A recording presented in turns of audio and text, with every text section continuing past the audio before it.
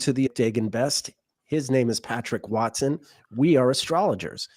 And today we're going to be talking about Mars-Saturn conjunctions. Isn't that right, Watson? How you doing? Good. Yeah, I'm nervous to talk about this topic because, Oh no. obviously we have, but these are both malefics, right? Mm-hmm. These are both of the malefics, so it's not always going to be wonderful things that can coincide with this sort of combination. So, just anticipating getting ready to kind of talk about some heavy things, but hopefully not too heavy, and I'm sure it will be, uh, educational if nothing else. yeah, I don't have much up on my docket other than the fall of empires, so nothing too big. Um, I wanted to recount a little anecdote. On Saturday, it was Ayanda's birthday party. Sure, her birthday was on March 26th, but we had a party for her and 10 of her friends, and we went to a roller skating rink. And this was Saturday afternoon, Cape Town time, with the moon besieged by Mars and Saturn. Oh no. And um, I had to drive to the roller skating rink. I had to pick up balloons, and I had balloons blocking my rear view mirror, so I was driving without a rear view. And nothing went wrong, but I did like almost miss my lane, so I had to pull some kind of slightly illegal maneuvers to not miss my turnoff. And that I was very aware of the astrology when I got to the party. It was actually the Mars Moon Saturn was culminating between about 10:30 and 10:50 in the morning, and the party began at 10. And so I was being very attentive and just, worried like, some kid's going to hurt themselves or anything. Anyway, it was fine. I mean, yes, the kids are roller skating. There's 12 and 13-year-old kids roller skating. So there are a lot of people falling on their butts. and it was largely comical. No tears were shed. I don't think any injuries. Kids are quite robust. So yeah, I went into there with some trepidation, and it turned out to be fine. My take on it. Ayanda's has a nocturnal chart with Mars in natal Mars in Pisces. I think Saturn in Pisces is not like the greatest thing for her, but Mars coming in to meet up with that Saturn. She just had the time of her life, and has really taken to roller skating. And I think the Mars coming to Saturn for a nocturnal chart really sort of helps deal with the Saturn issue. It gives like a respite to the Saturn issue. Now, of course, not everyone has a nocturnal chart. For some people, this might be a very different experience, but I think it does vary. And if you're just going to think about this sort of in one dimensionally, that just, oh no, two malefics are coming together, it's just going to be terrible for everyone.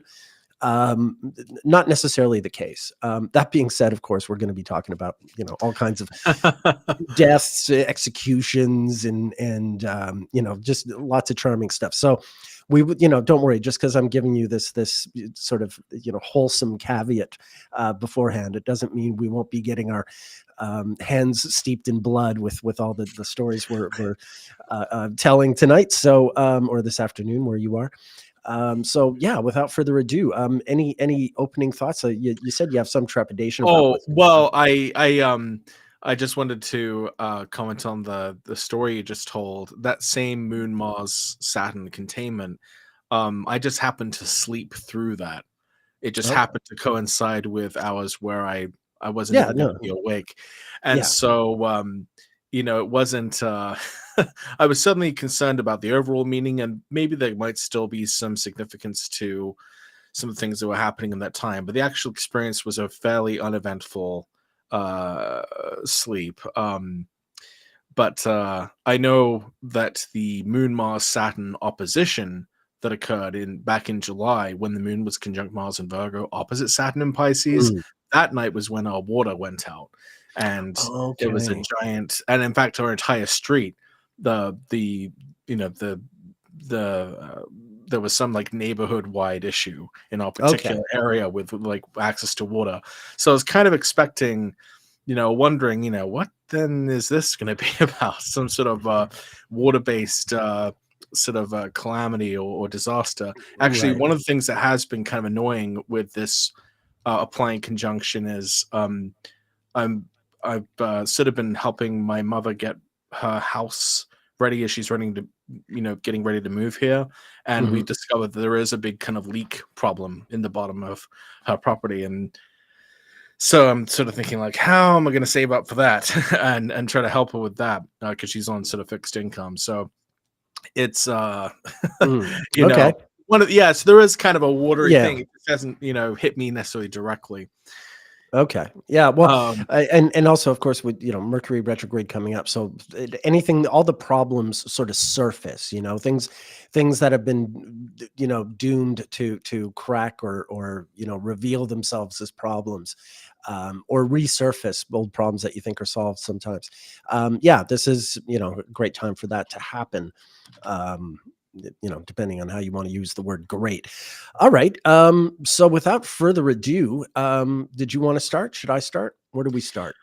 uh, so a lot of my examples today, I tried to focus specifically on Mars-Saturn in Pisces and looking back at sort of past events from those sort of past conjunctions of Mars-Saturn in this sign, because I think that's obviously going to be, in theory, the closest analogs that we can have to the ongoing Mars-Saturn conjunction. And one of the stories that did kind of capture my attention is that we know that Mars and Saturn conjunction is something that Chris has pointed out on the astrology podcast. He laid out in great detail about how the Mars Saturn conjunctions and squares and oppositions seem to capture the major COVID variants that emerged over that Mhm. time. And so we know that maybe Mars Saturn has a sort of theme around disease. Well, it just so turns out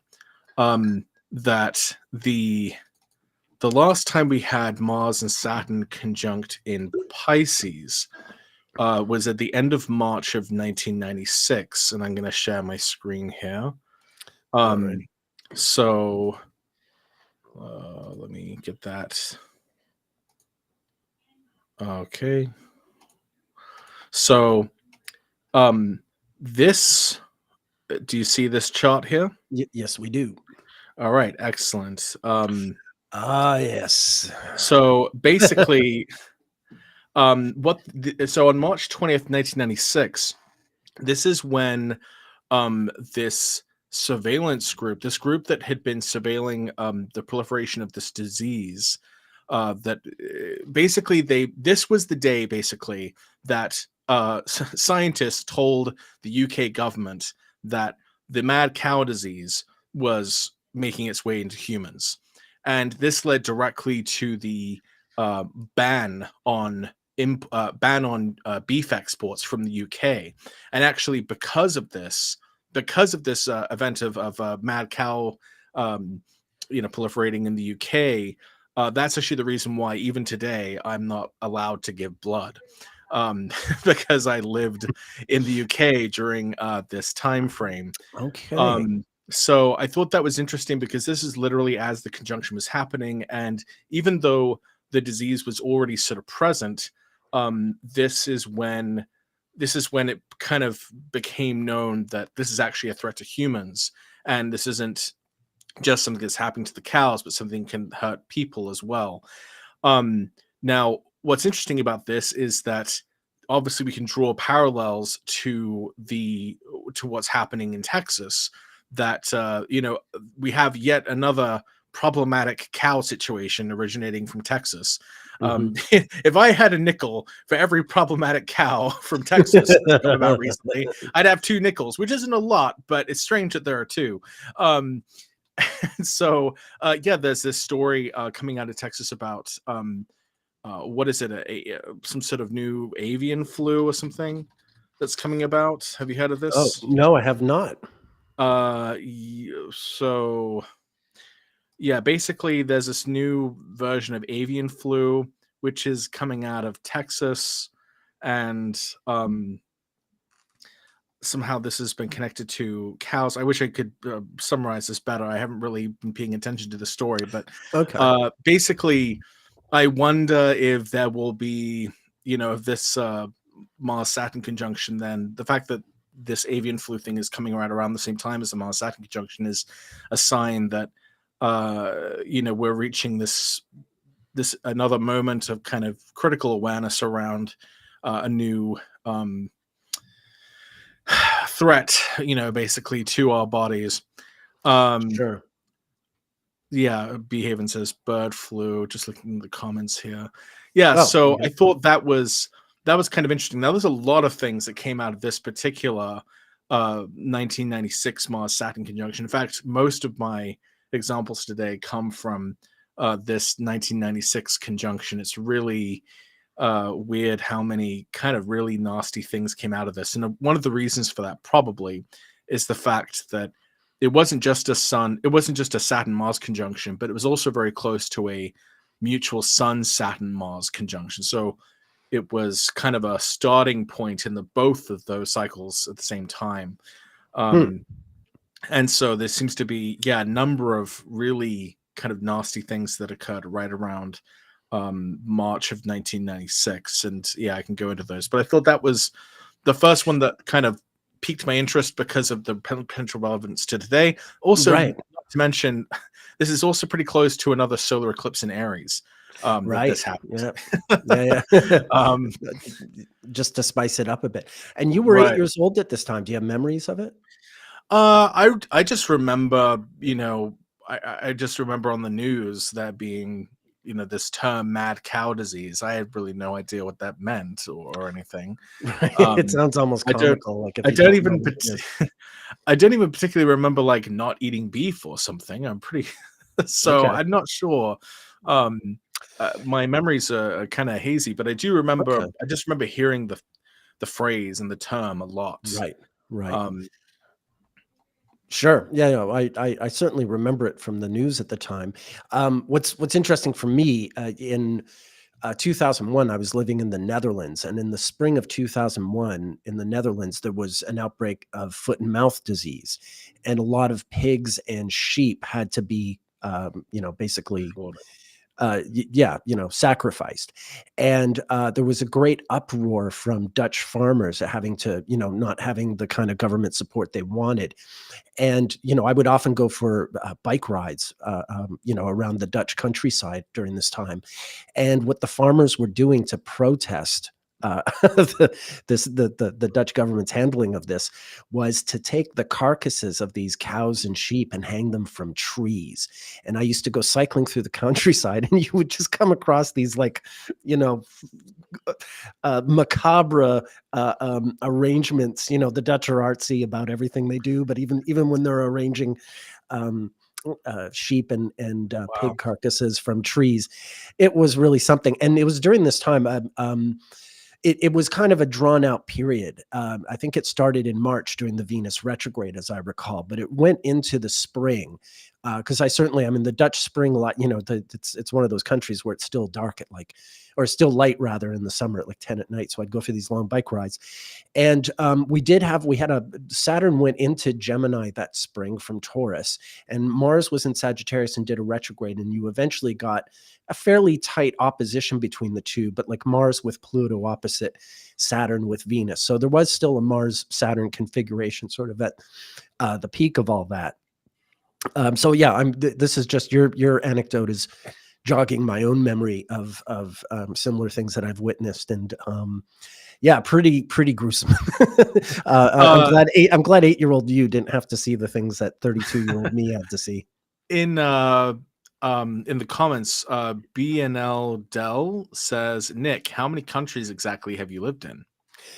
I've lived in 5 countries and 3 continents. I've been a perennial global wanderer. I really was someone who wanted to just live in my hometown, but my hometown's a mess. And so, and my country doesn't do much for my hometown. So, I've always been looking for some place to live. And, Cape Town's the best one so far. That's my answer. Okay. There you are. That's the answer.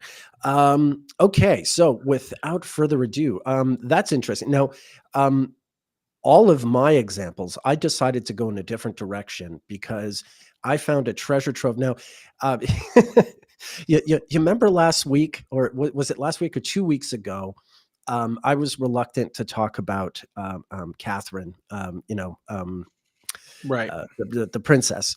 Because I just didn't want to get into celebrity gossip, ambulance chasing astrology. Well, tonight I'm going to reveal myself to be a massive hypocrite. Okay. All right. Mercury's retrograde. Mercury just went retrograde on my Saturn, so I reserve the right to be like totally two-faced and inconsistent. No, the truth is, I've found a very interesting series of Mars-Saturn events relating to the British monarchy and some, involving characters from history and present day figures. So my whole thing is going to be thematically about the country you were living in 1996. One of the countries I've lived in. I lived there for 11 months. It's the shortest I've lived anywhere, if you want to count that. But yes, I will be talking about Britain. And, again, like, it's not about whether or not you're a royalist or not.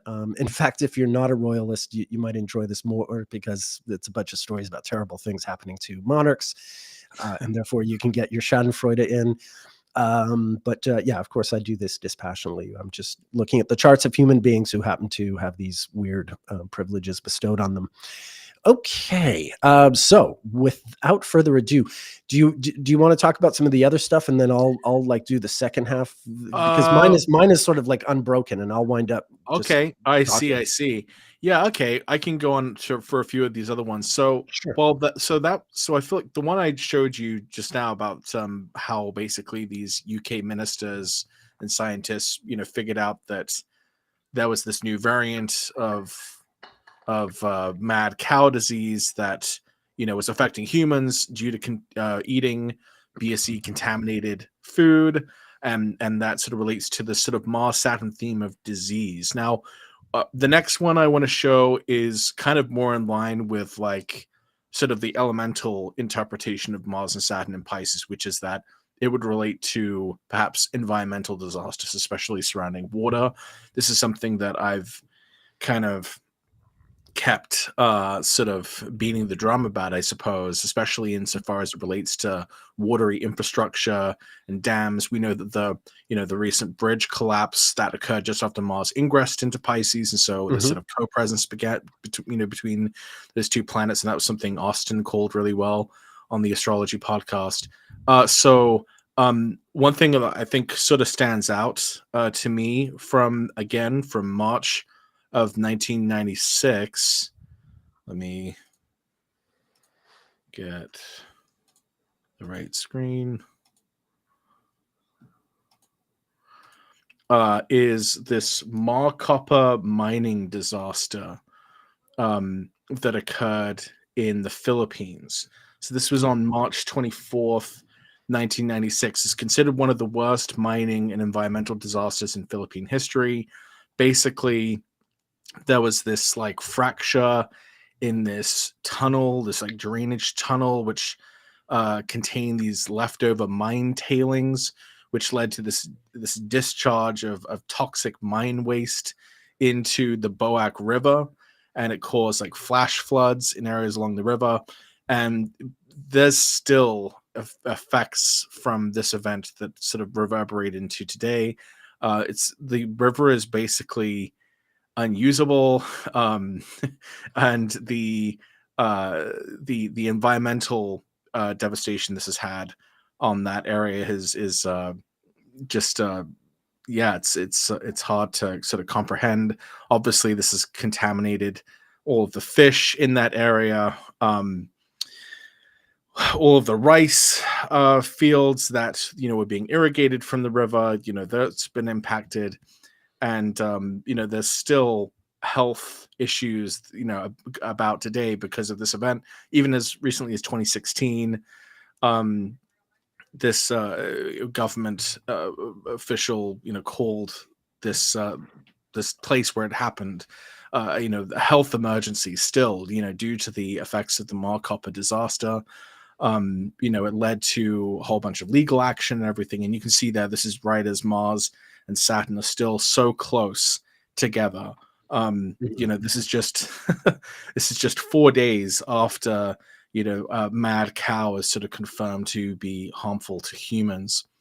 And so I think this is another one of these examples of a Mars-Saturn conjunction in a water sign kind of doing what it says on the box, Right. which is to promote situations of calamity or catastrophe, especially with regard to watery infrastructure.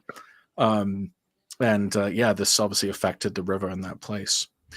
Wow. So, I thought that was fairly significant. Yeah, for sure. And, while, these kinds of things happen, from time to time, they may not always be marked by Mars Saturn conjunctions in Pisces. I've seen other ones where it's like Mars Saturn oppositions, perhaps across like a water sign axis, or other sort of malefic configurations involving planets in the water signs. So there is there's a lot of ingredients that can kind of come up or come out to similar types of outcomes. And so I think this is one of the another one of these kind of examples of this. Yeah. No, that's fascinating. You reminded me of the bridge in Baltimore, and just a few days after that, on March 28th, there was a bus full of people from Botswana that went over a bridge. The bus went over a bridge or off a bridge in Limpopo, which is the northernmost province of South Africa. So yeah, I think like 45 people were killed and just like one 8-year-old child survived. But it was weird. It's just like bridge stuff all that week. Wow. So yeah, that's gearing up. There are, as we said, there are terrible things happening to some people. So I got some other cheerful. All right, let's do it. Here. Let's do it. Yeah. So that's kind of like covering a Mars Saturn in a water sign type thing. So we might, so not only might we expect more significant developments to come out of about avian flu, perhaps, and further watery types of disasters and environmental disasters. But another kind of really common Sun-Mars thing in general, or Mars signatures, is shootings. So this one is pretty significant, at least if you were living in the UK at the time. This is basically like the UK's like Dunblane.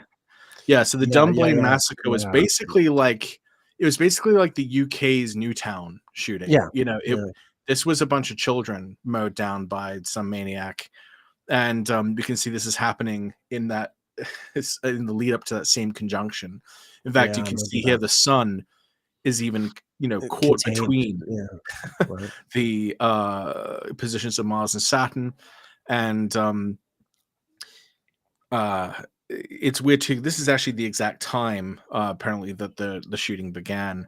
So you can see how that Sun, Mars, Saturn conjunction was actually angular to the where the ecliptic is intersecting with the eastern and western horizons. It's actually at that kind of what's it called, the nonagesimal point, where it's actually square the exact degrees of the descendant, and it took only about 5 minutes or so. And that covers that kind of Sun-Mars conjunction that was occurring at that time. But the fact that it was with Saturn as well, I think, is really another thing that just makes it just that much kind of worse. I think that's probably why this particular Mars-Saturn conjunction was just so particularly loud, because it was it was at a Sun-Mars-Saturn conjunction. It wasn't just a regular Mars-Saturn conjunction.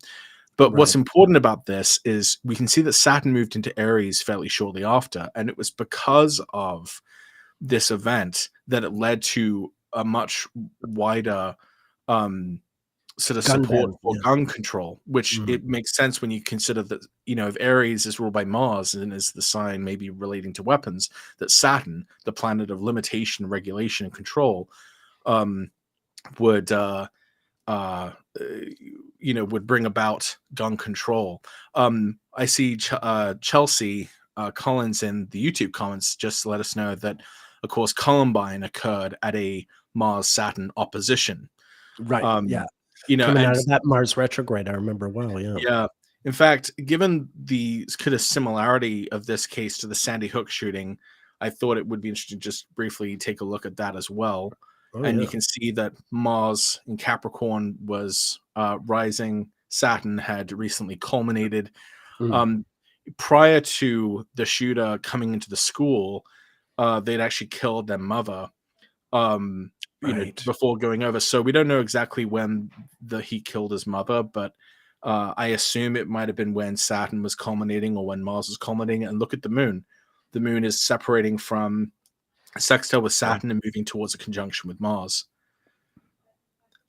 So sometimes contained Yeah, yeah. moons, can be really bad. This one also involved Pluto as well. Sure, sure. Yeah, look, it's not that something terrible was going to be happening to everyone all at once. I was just glad it wasn't Ayanda's party. Right, That's all. right. Or me driving with my rear view obscured by these giant balloons. Okay.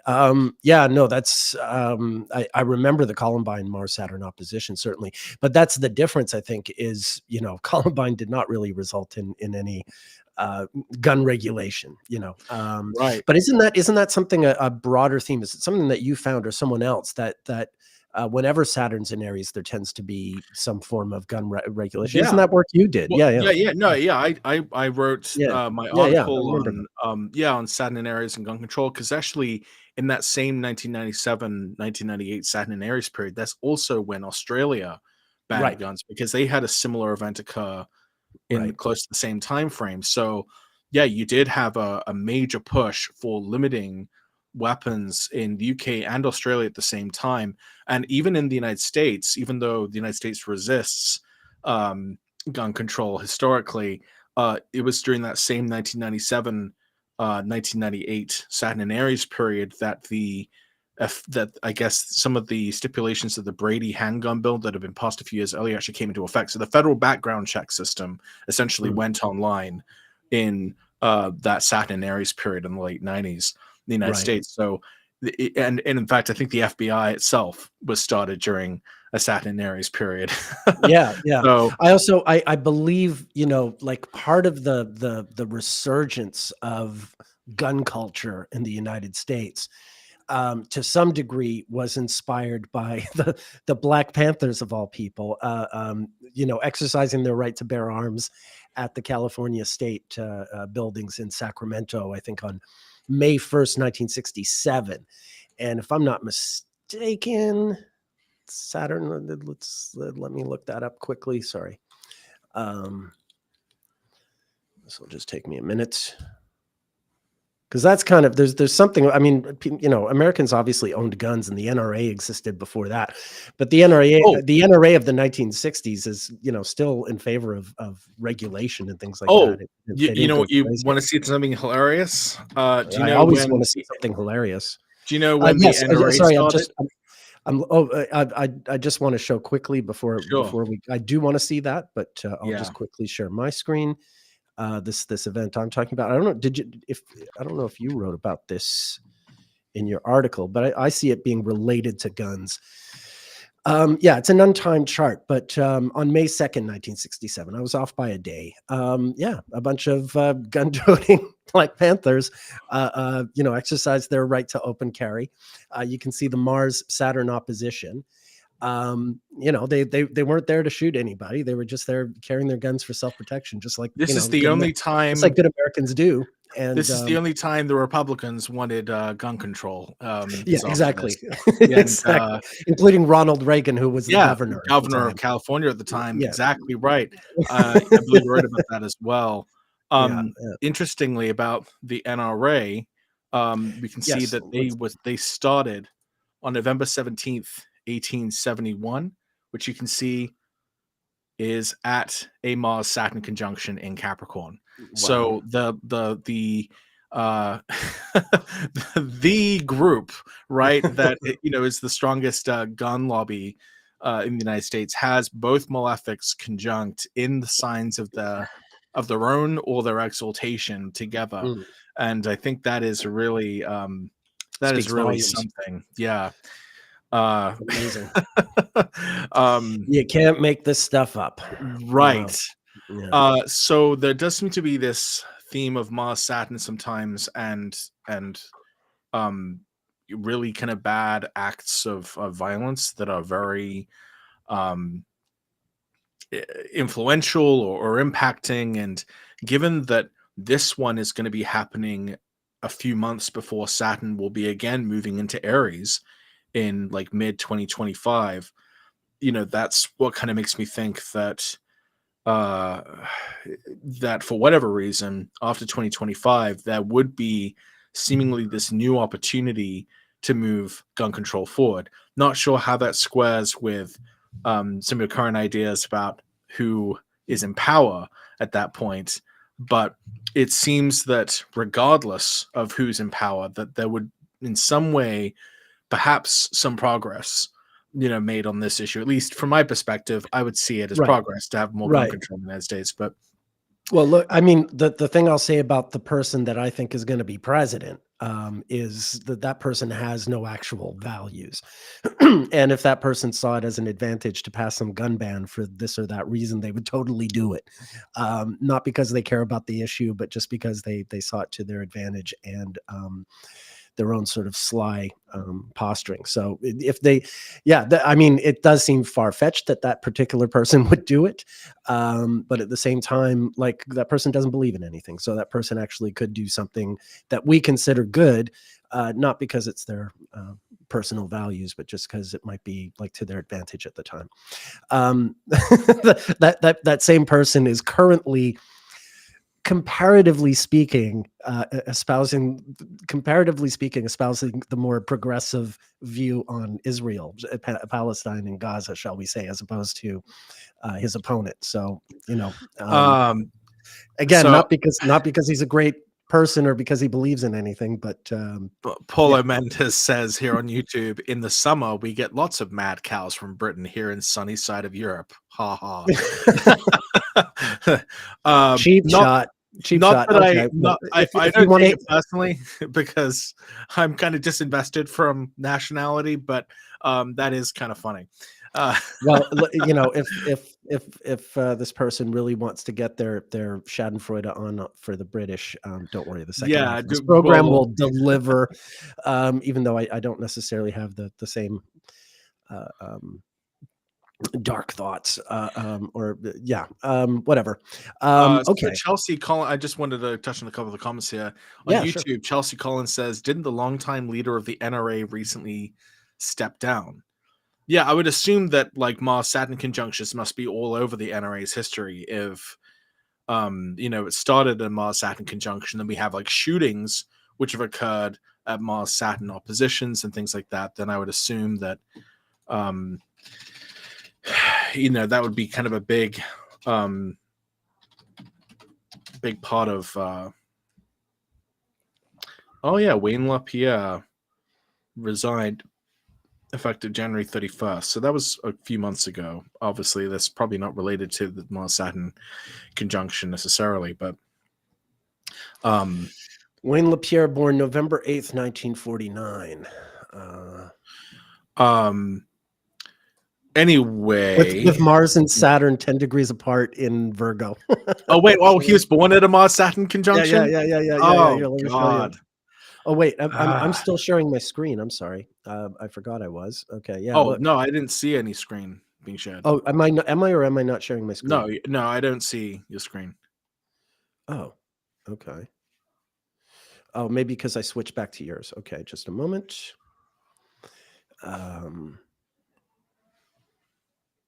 Yes, this is his date of birth that I just put up quickly. But yeah, Mars Saturn. So there you go. Ever present. Wow. Okay. BNL Dell also says the Las Vegas shooting was Mars at 20 Virgo square, Saturn at 22 Sagittarius. Oh, So, okay. I mean, yeah, this is something that you start seeing kind of over and over again. Right. Mars, Saturn is kind of a signature for these kind of more sometimes violent incidents. So another big Mars signature that I see is for fires. We've talked a little bit about this before, but one of the ones that sort of stood out from this same conjunction in 1996 was, let me get my, okay.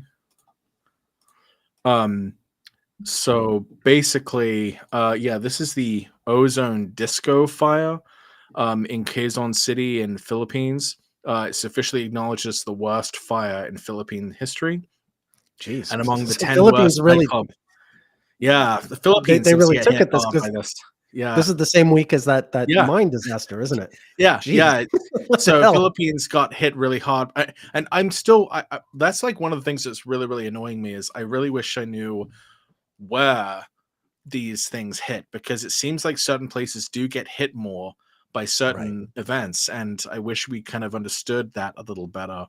Um, but yeah, yeah, this is the worst fire in Philippine history. Basically, it was just a nightclub, students, young people in the mid '90s, trying to, going out to have fun, and this fire broke out, and I guess like there were like sparks flying inside the disc jockey's booth, and it was followed by smoke, and I guess people thought it was like part of the show, part of the the DJ's effects, and then the electrical system of the disco shut down, and then there were flames, and there were, I mean, basically between 160 to 162 people died trying to get out of this nightclub. So yeah, just awful. And again, you can see how close the Sun, Mars, and Saturn was. Again, this is actually a timed chart for the time of the event. So it's interesting that the Sun, Mars, Saturn conjunction is in the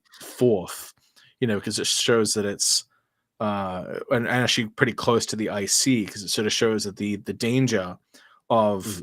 that malefic conjunction is somehow concentrating on an establishment, a Right. particular Right. place. Also, it's a night chart, but Saturn and Jupiter are in mutual reception. And I tend to think like the planets contrary to the sect do tend to be the troublemakers.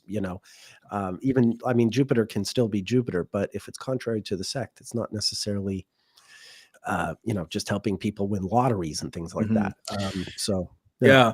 BNL Dell says astrocartography lines, maybe, Patrick. Yeah, I thought about that, but astrocartography lines are so sensitive to the angles, which revolving around the zodiac every uh every moment. So I'm not sure that I mean, maybe there's a way someone smarter than me can figure it out, but from where I stand, I think it's a little trickier to figure. I mean, the only thing we've sort of been able to see is that there do seem to be certain signs almost associated with places, and that is something that actually goes back in the tradition. There's a whole list of countries associated with sure. with certain signs in these lists from Ptolemy and other people, but it does seem a bit arbitrary, and it doesn't seem to be backed up by any kind of logic or evidence or something.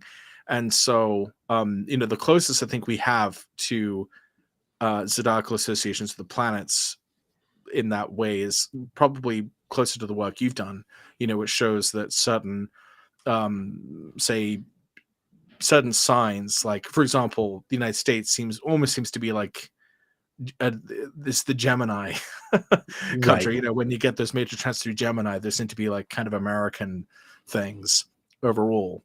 Um, I think you said like Capricorn is like China, Um, I say Capricorn is Russia. Russia. There's some reason. There's some reason to say China too. I China. I sort of go between Cancer and Capricorn, but Capricorn is Russia for sure. Um, the every time Uranus goes through Capricorn, Russia goes through upheaval. It's quite consistent, as regular as Uranus Right, and Gemini is for the United States. right. And then Leo, listen, Uranus Leo and in Leo France. is France. Yeah, Yeah, Leo in France. Um, and then speaking of individual places, I know I've shown this a few times before, but someone was asking why have I or how many countries I've lived in, and just to explain why I've lived in so many countries. This is the chart of my hometown, Montreal, with Mars, Jupiter, Saturn in Pisces. Great place to visit, but it is a city that feels like it's run by Pisces. It's Oh just no. yeah, it's a mess, and so bad that I just can't live there. The healthcare is terrible, the infrastructure is pathetic. The water is poisoned with lead. Everyone's going to be drinking out of these lead filtering jugs for the next decade. It's a mess, and I'm worried about this conjunction. Obviously I still have family and friends there, and I'm always worried about like what's going to happen there next. So So I have yeah, one. since we're on the Okay. themes of terrible things happening, that's my uh, anxiety speaking. so I have one final example, which actually is not quite so bad, but I think is still very Mars-Saturn. Um, so another thing that occurred in that same week of 1996 is the release of the first Resident Evil game, and this is Oh, the first. This is the first time that it basically invented the survival horror genre in video games. It's the first time that term is used for a video game genre is survival horror. And of course, if you don't know, this is this classic zombie game where you're trying to get out of this place that's overrun by these genetically engineered zombies.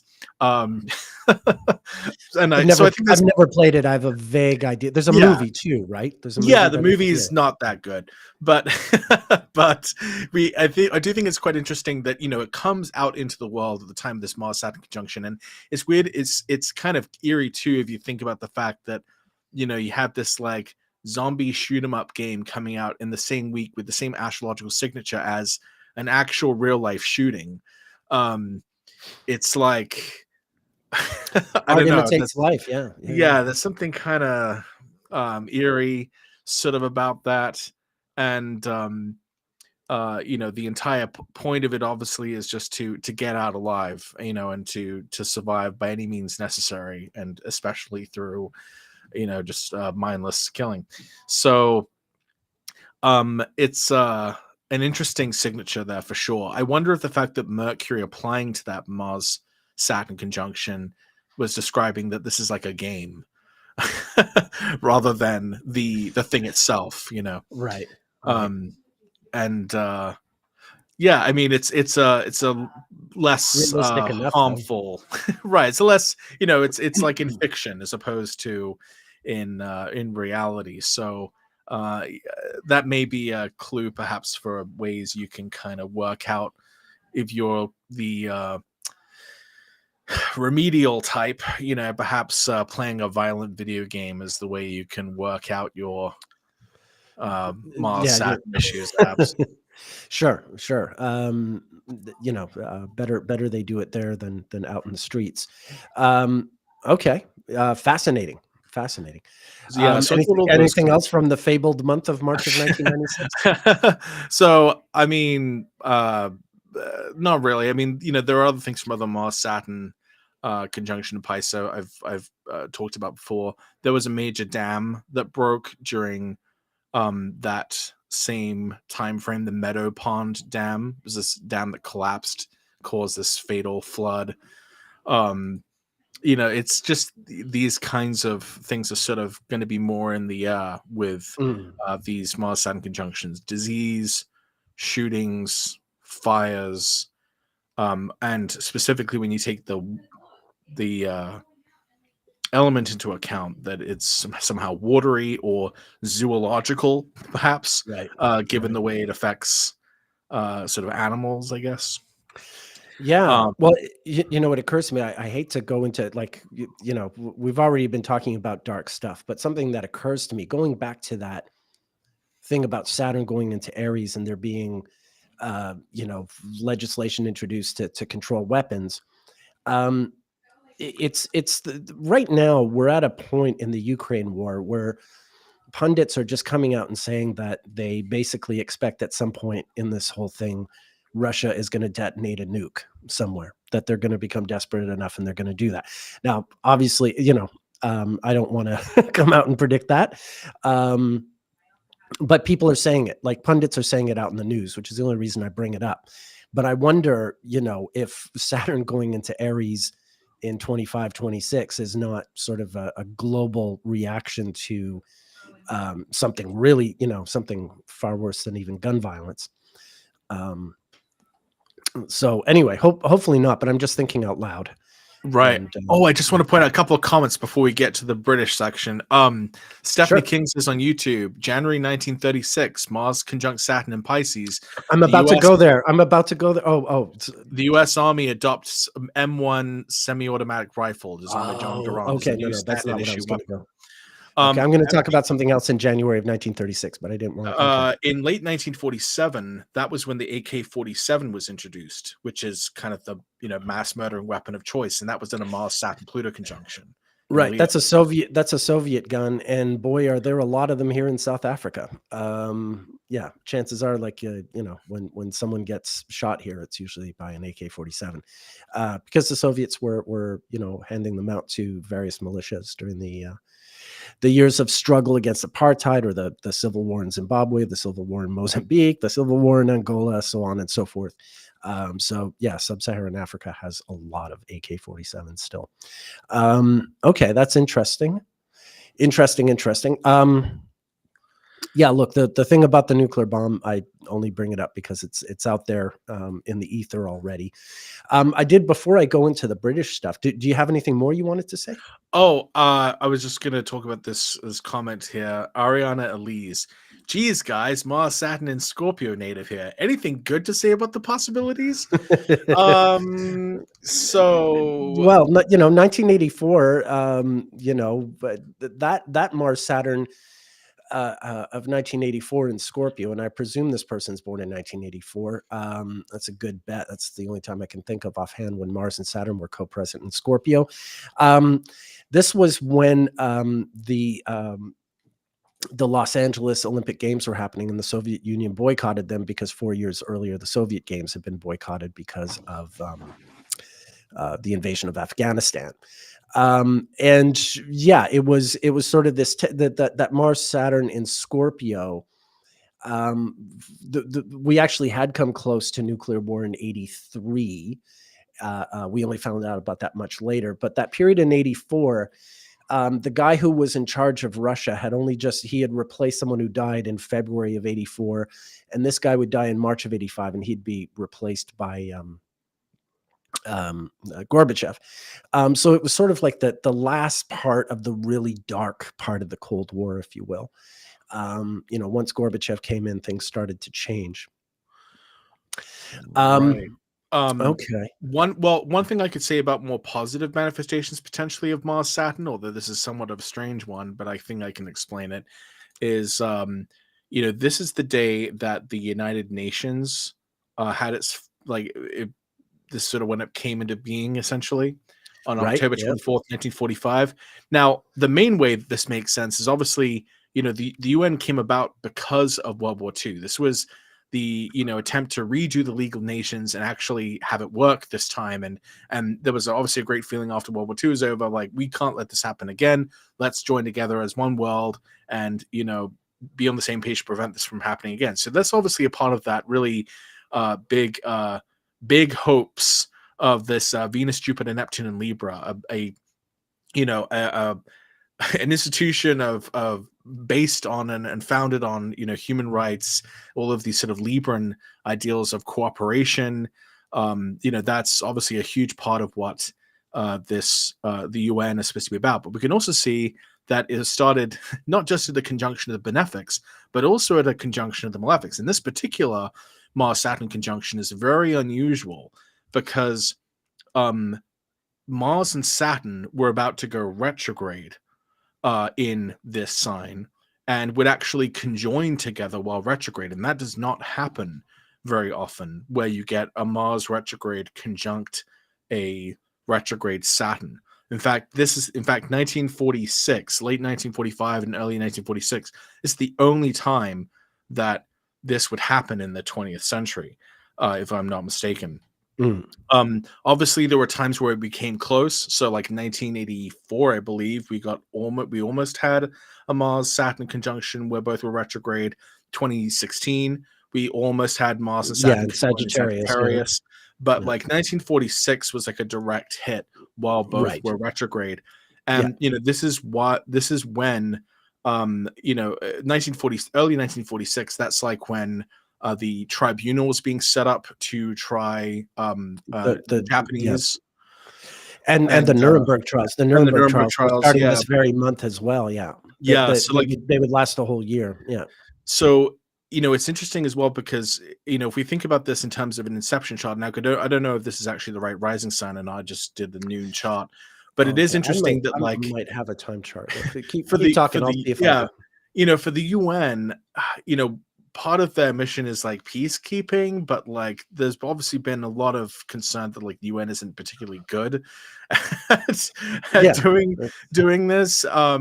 And maybe that speaks to the fact that Mars and Saturn are, in their respective fall and signs and outside of their own signs. And so we might get the impression that like, when it comes to like getting things done or preventing or stopping war, that maybe it's not particularly good at it. Here, I've got a time chart, so I'm gonna turn you off and just show you the time chart, if that's all right with you, because it just makes it a little more detailed. Yeah, it became official at 4:45 p.m. in Washington, actually, even though it's based in New York, but the all the signatories, 4:45. So it's an Aries rising, and all that Libra stuff is in the 7th house, which does add to the picture considerably, I'd say. Wow. The Astrology podcast is commenting. They said the original Ghostbusters movie was released under the Mars-Saturn conjunction of Scorpio in 1984. That's pretty positive. They also said that many, many, many fantastic things were born in 1984, and I don't know what they're talking about. That guy's a nutcase. I don't know who lets him into these chats. I don't know who the hell taught that guy astrology. It is true. It's true that Chris Brennan was born in 1984, and that is definitely a good thing. But several months after Mars had left Scorpio. Yeah, he was born with Mars in Capricorn and Saturn in Scorpio, like the like what we just saw with the Newtown shooting. So he's taking on the the flavor of the Newtown shooting. That's what I've always said about the guy. Okay. Too soon? We love you, Chris. Yeah. Terrible. We're terrible people. Terrible. I'm terrible friends. Okay. Well, yeah, I wanted to go into the British stuff. I just wanted to talk about a couple of quick people who have, while we're on the subject of Mars, Saturn, and Pisces, people who we could see in the news somewhat soon. One of them is this guy. We saw him in the news not too long ago. Don Lemon, the former CNN anchor who just had it out with Elon Musk, and he's in this sort of silly fake drama. Like, oh wow, you're morally superior to Elon Musk, Don. How about that? Well, I mean, he asked some pretty fair questions. He's just sure, doesn't the buck stop with you? Like, why are you blaming they were softballs. I agree. I agree that they were softballs. I'm getting very upset about that.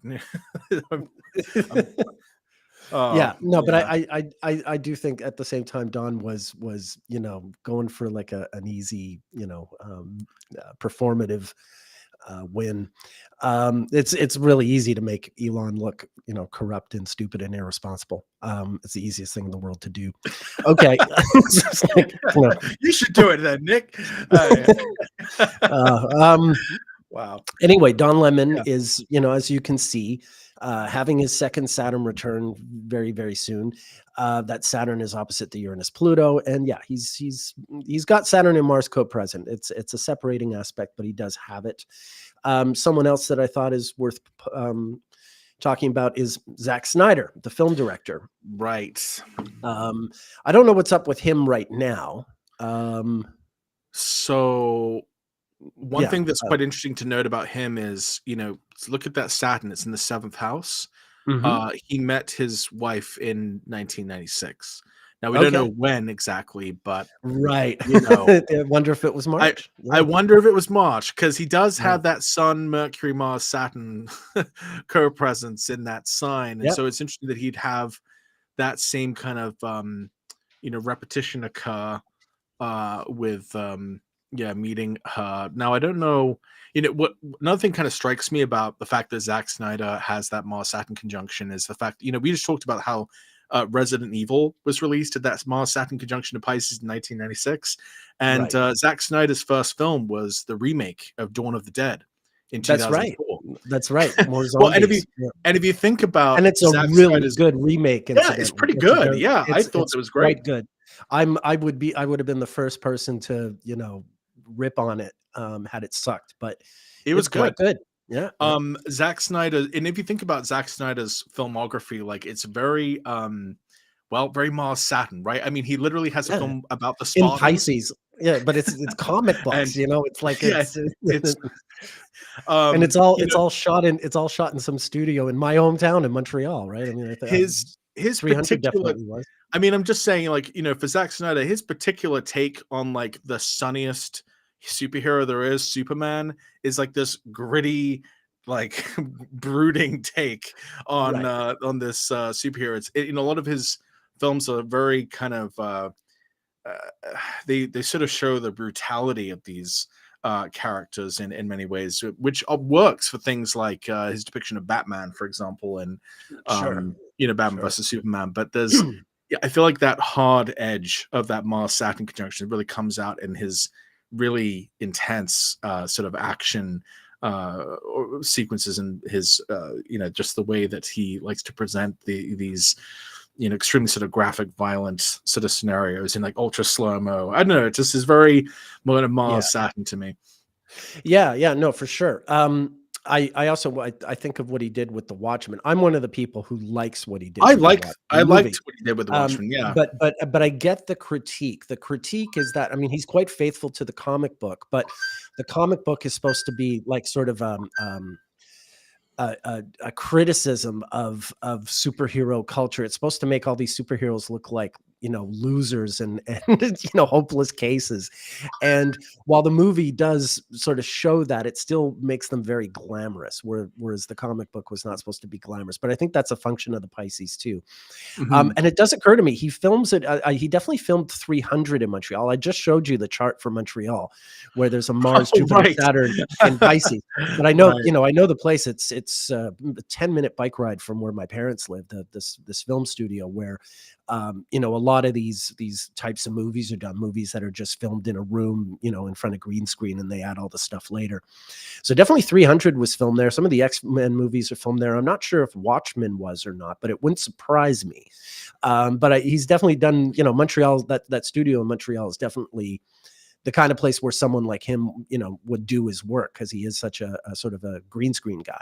So it's funny, like just seeing like his affinity for my hometown. And it's funny, actually, I know a few March 1966 Pisces who still live in Montreal, who are diehard Montrealers.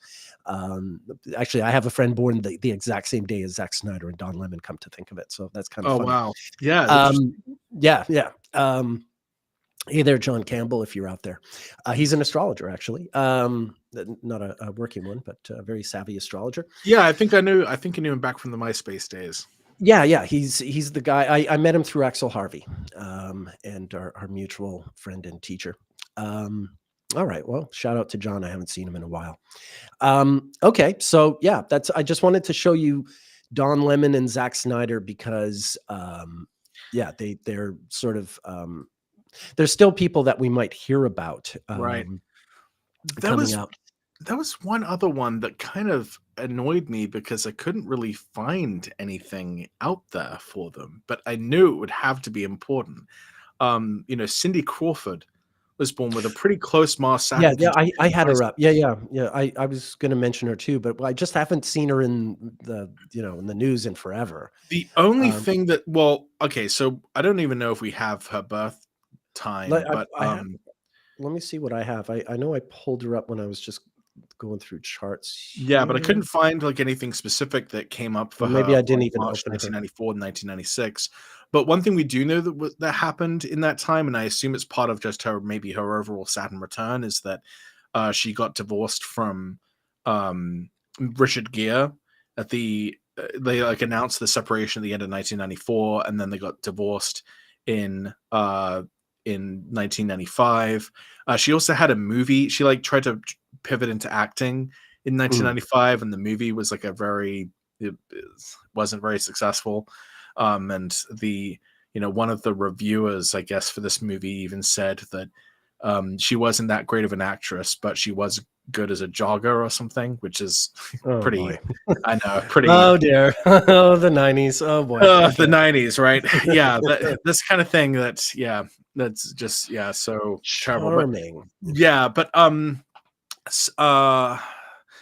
But and I would sort of understand that sort of a general kind of Saturn and Pisces type development. Like, not only did she like reach this, I mean, she was like the kind of model, of that time, and so in a way, it kind of represents her making that accomplishment in her life, reaching this sort of pinnacle of her industry, but then also experiencing these kind of like hardening and these sort of milestones that are not necessarily so pleasantly, like the end of the marriage and then like reaching a kind of hard limit of what she was able to accomplish, like with how the movie turned out and everything. But otherwise, I couldn't find anything specifically for Mars-Saturn. But I'd assume if we maybe had more knowledge of what was sort of happening in a personal life, that maybe those months, March 1994 and March 1996, would kind of stick out more. But well, Lana Kay's called you a hater. I think she's called you a hater.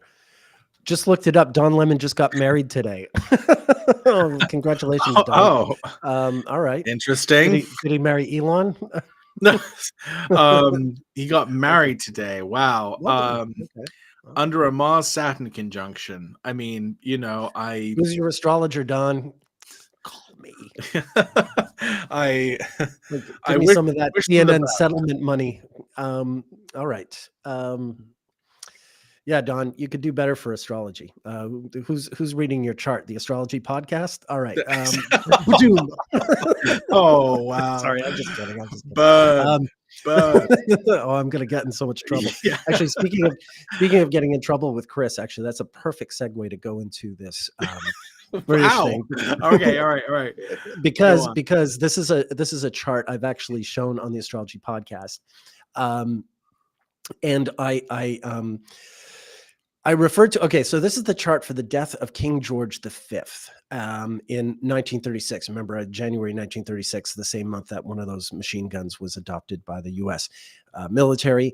And King George V died. And I hyperbolically referred to it as a sort of murder, which was what got me in a little bit of trouble because I shouldn't use that word on YouTube. It'll get, strikes or whatever. I thought he got ill. Well, he was ill. What happened was he was ill. Okay.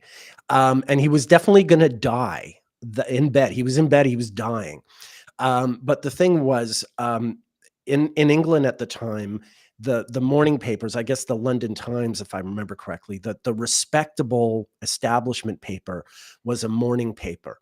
And then the evening paper was, whatever it was, the London Sun or something. The evening paper was the trashier, more hoi polloi newspaper. And so the sort of the people around the king, his people, were concerned that if he lived a little too long, it would be that trashy afternoon paper, evening paper, the Evening Standard. I forget I get these names confused. I'm pretty sure the London Times was the respectable morning paper. But they were concerned if he lived too long, if he only died the next morning at 10 or at 1 in the afternoon or something, that it would be that trashier, more common newspaper that would get to announce the news. Whereas if he died here at midnight, then it could be announced in the respectable establishment London Times in the morning. And so what happened was his doctor injected him with a lethal dose of morphine. Yeah. That's euthanasia, not murder, Nick. Well, that's a crucial difference. All right. Okay. Well, I did use it. I used it. I deliberately used the term hyperbolically and okay. For, all right. comedic effect. I think that that's pretty triggering, I think, to some people, because euthanasia is an act of mercy, that's not murder. But this wasn't an act of mercy. This was an act It was done for the Seems to be silliest. this. I think it's beside the point. So anyway, Well, so okay, the fact that he died here. now but This, this is the perfect intro. Okay, so it's Mars Saturn conjunct in Pisces, and he dies, and his son Edward VIII ascends to the throne, and of course, like the following December, Edward's going to abdicate in order to marry an American divorcee, and then his brother is going to become king. So what I have found with the Mars Saturn conjunction is with the British monarchy, it tends to coincide with really in the storyline of very sort of bumpy transitions in the British monarchy. Like this was the year they call of the year of three kings in England. That begins with George V's death. And if we go back through British history, for instance, in 1399, King Richard II abdicates. His government's corrupt. His tax collectors are getting attacked in the fields, and Henry IV, there's a coup, and Henry IV assumes the crown. Richard II abdicates, and this is a Mars Saturn conjunction in Sagittarius. Wow. Shakespeare wrote about this, of course. right? Yeah, this is wow. This is reaching far back. Oh yeah. No. Just you wait, sir. Now here's an interesting one. Here are four women who were executed pretty close together. Elizabeth Barton, the Holy Maid of Kent, executed in 1534, Anne Boleyn in 1536, Catherine Howard in 1542, and Lady Jane Grey in 1554. So in a 20-year period, these four women are executed. People will probably recognize Anne Boleyn and Catherine Howard as being two of the wives of Henry VIII. Elizabeth Barton was a nun who predicted that the marriage to Anne Boleyn would be disastrous. And she was, incidentally spot on, but never mind, she was executed. And then Lady Jane Grey was a teenage girl. We don't know exactly her birthday, but when she was executed, they said she was 17.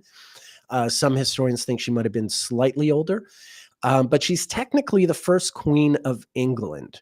I don't want to go into she's queen for 9 days. She's executed by the woman who will actually become the proper, so to speak, queen, Queen Mary, Bloody Mary, the older sister of Elizabeth I. But technically, Lady Jane Grey, even though she was only queen for 9 days, she's the very first Queen of England, and she's executed, for treason.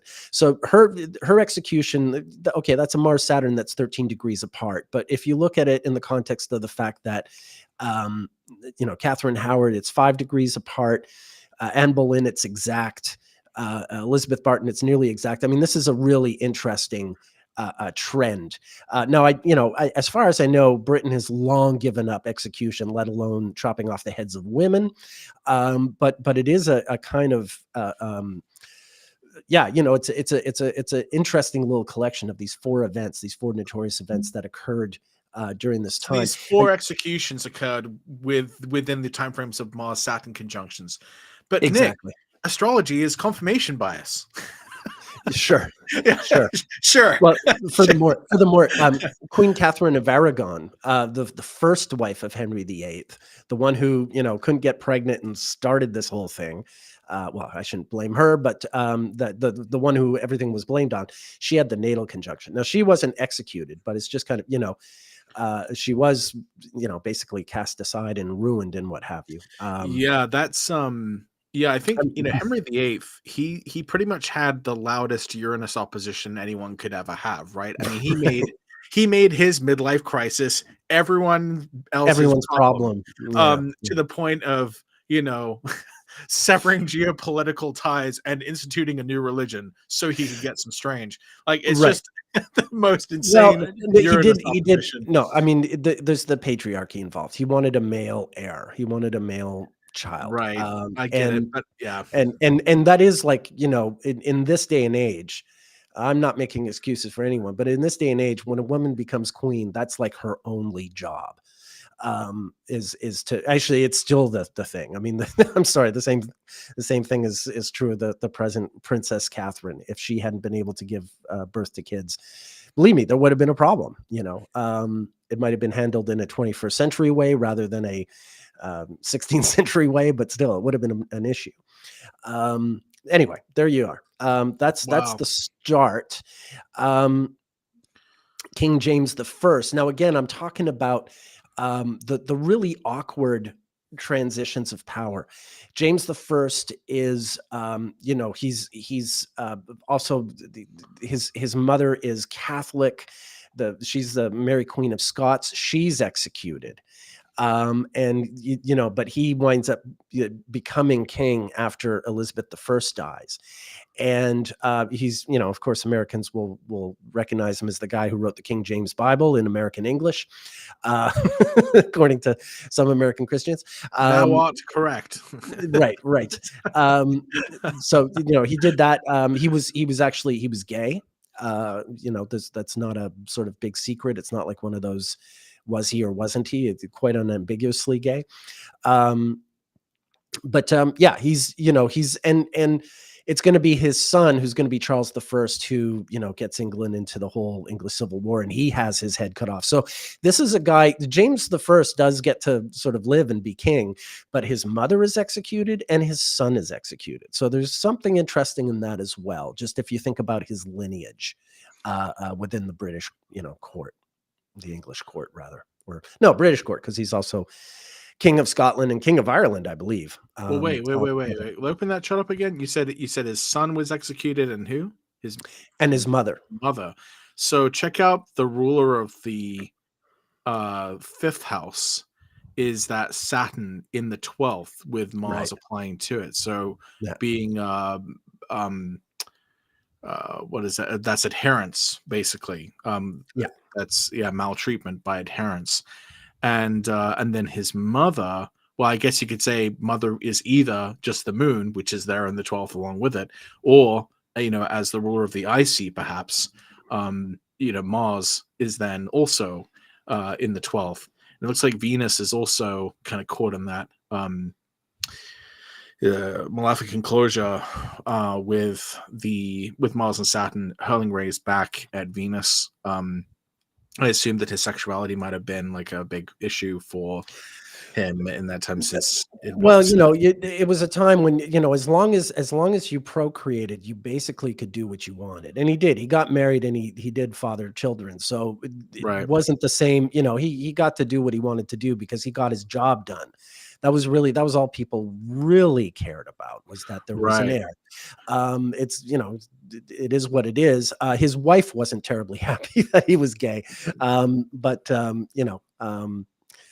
Hey, that's being king. You get to disappoint your wife. That's just really, really wild that those 12th house placements sort of show in some way like the kind of ultimate sort of outcome, in a sense, of children. I mean, keep in mind, I mean, his son was executed long after James died, right? I mean, he didn't live to see it, but I'm just saying, in terms, if you're looking at the chart as a point in a longer narrative, the fact that both his mother and his son would also meet the chopping block is interesting, considering what we were looking at there.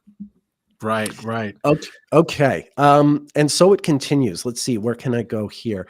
Speaking of Bibles, do you think that's worse than the "God Bless the USA" Bible by Trump? I was just responding to one of the comments there by BNL. No, I'll take the Gideon one that you get in the hotels is just fine with me. Okay, so look, speaking of people in the news, just to pivot back to this is Prince Andrew of England. Okay, so right, exactly. This guy, this charming fellow. So the Mars-Saturn is happening pretty close to his natal Mercury, but more importantly, although he doesn't have like this tight Mars-Saturn conjunction, they are co-present, and they are both in Capricorn. So I'd say that's not nothing. It's not nothing. And if he winds up coming out in the news, you know, in the coming weeks. That wouldn't surprise me. But there's other people as well. Kate and William both have Mars Saturn. You know, they're Oh, both right, born in because you're 82. born. She's born before the Mars retrograde. He's born after the Mars retrograde. So look, you know, obviously I'm not saying, you know, Catherine's going to meet the same fate as all these other women that we've been talking about. You know, but it is interesting that they both have, they'll both be having a recurrence transit of sorts. So Andrew will, Catherine will, William will. So quite interesting. Wow. Yeah. That is something. Yeah, and then God, there's more. I mean, I can go in a bunch of different directions, but I want to go to this guy. This is Rishi Sunak. He's the current prime minister of England. Okay. Yes, he's got the sun, like Uranus is like literally conjunct his sun right now. Jupiter will be shortly. Now his Mars Saturn conjunction is, you know, or co-presence, if you will, is wide, and I don't have a time of birth for him, but let's look at his progress chart.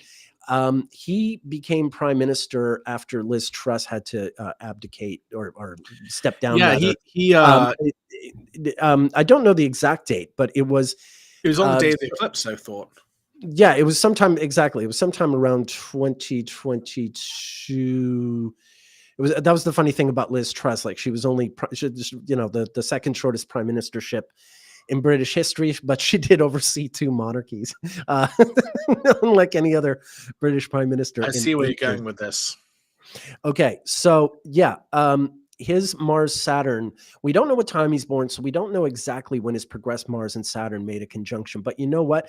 If we set the chart for noon, it comes to like early 2023, not long after he became prime minister. And this is before, whoops, I've gone too far already. But you get my point. You know, this might be something, if we were to rectify his chart, this progressed conjunction of Mars and Saturn might be one of the things that we examine. But look, this is a guy who had progressed Mars conjunct Saturn in Virgo, just as he was becoming British prime minister.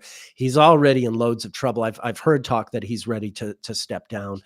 He's got the sun opposite Uranus, right? Sun Mercury opposite Uranus, and look at Jupiter and Uranus. Like this is gonna be primed to change. He wants a life change. Well, I mean, yeah, I do think he could change, but I do think this could also be, you know, look, let's not mince words. The king has Cancer. The princess, you know, consort, I forget her specific title, but Catherine also has Cancer. There's a couple of royals, you know, fighting for their lives right now. And, you know, this could also just be like the British prime minister. You know, obviously when a monarch dies, a prime minister is sort of thrust into the middle of, yeah, that whole scenario, right? You get the national mourning. I mean, just imagine if both of them passed in the coming month. I mean, you know, obviously I hope they recover, but you know, it looks like it could be something really, really big in Britain. When we consider all of that, it's ironic, you know, because I mean, Rishi Sunak is like everyone before him. Just if you've been following British politics, you know that they're all buffoons. I mean this with respect for my British friends, but they haven't had a politician with, you know, any merit in the longest time. And King Charles is, you know, if nothing else, really serious about the ecology and environment.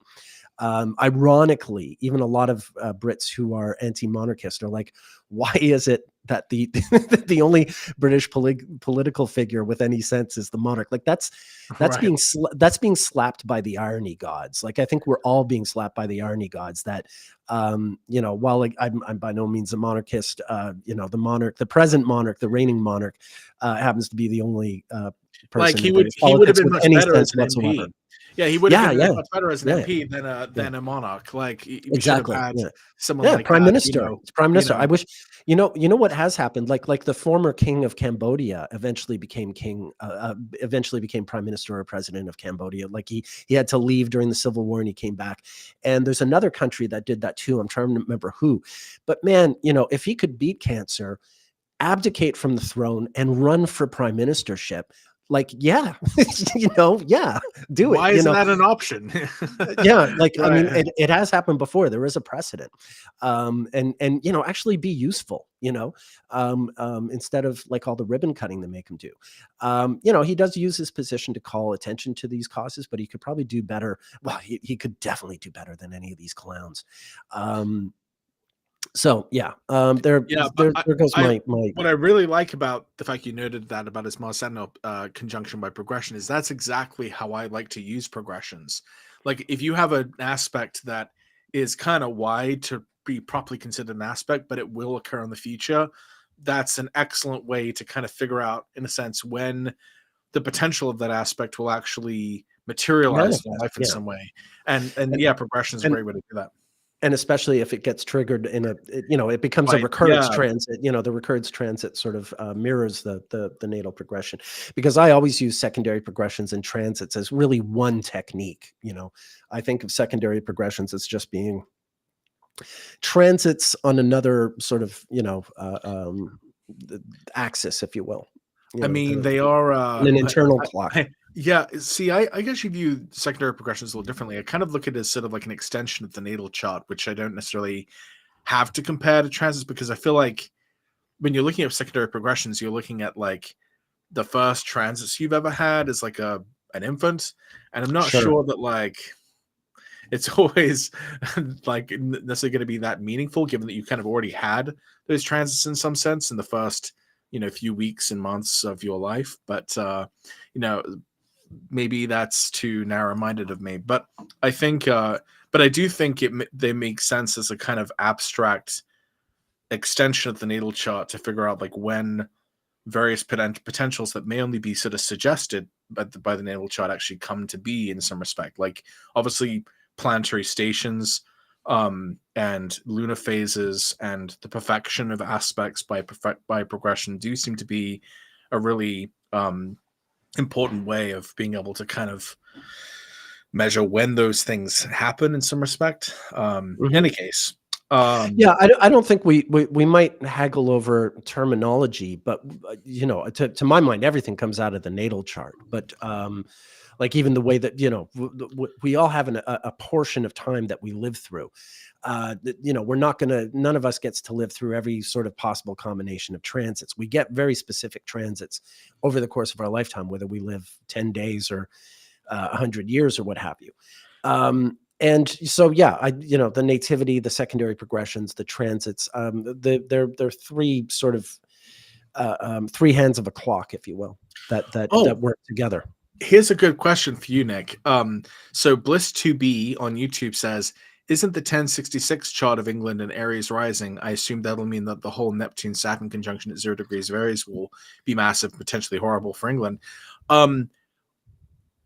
We were talking before about how Uranus in Capricorn is like Russia, Uranus in Gemini is like the United States, Uranus in Leo is France.